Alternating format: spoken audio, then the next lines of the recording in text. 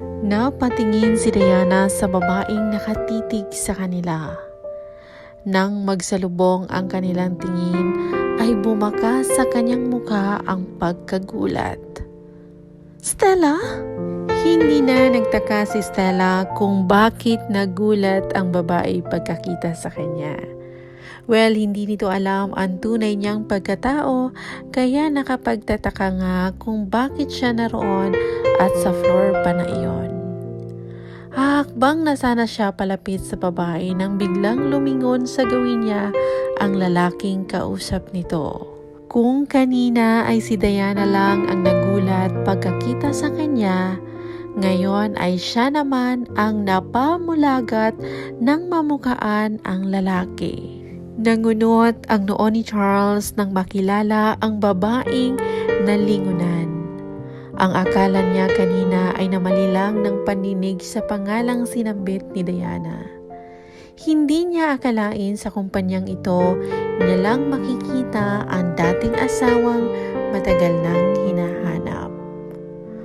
Gosh, ikaw nga Stella!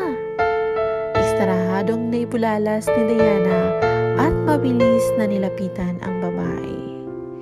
What are you doing here? I mean, kailan ka pa naging empleyado dito sa kumpanya namin?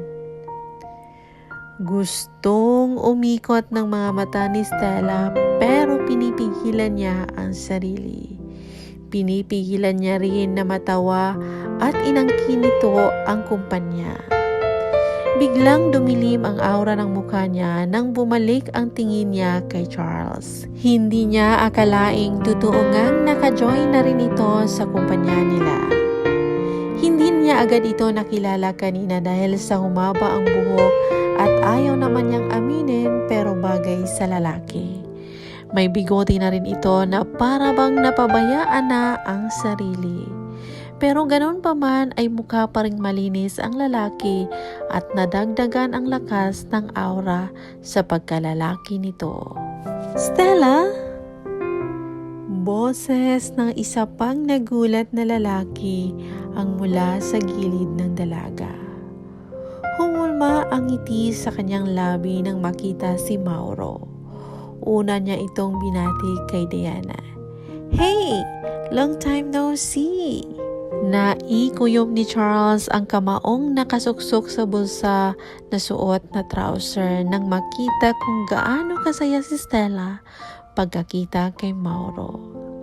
Ang lalaki ay manliligaw ng babae bago pa sila nagpakasal noon. Malaki na ang pinagbago ni Stella.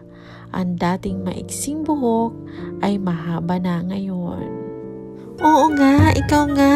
Kamusta ka na? Hinanap kita nang mabalitaan kung hiwalay na kayo ng asawa mo. Ngunit ang galing mo talagang tumago. By the way, lalo kang gumaganda ngayon, Stella. Unang hirit agad ni Mauro kay Stella.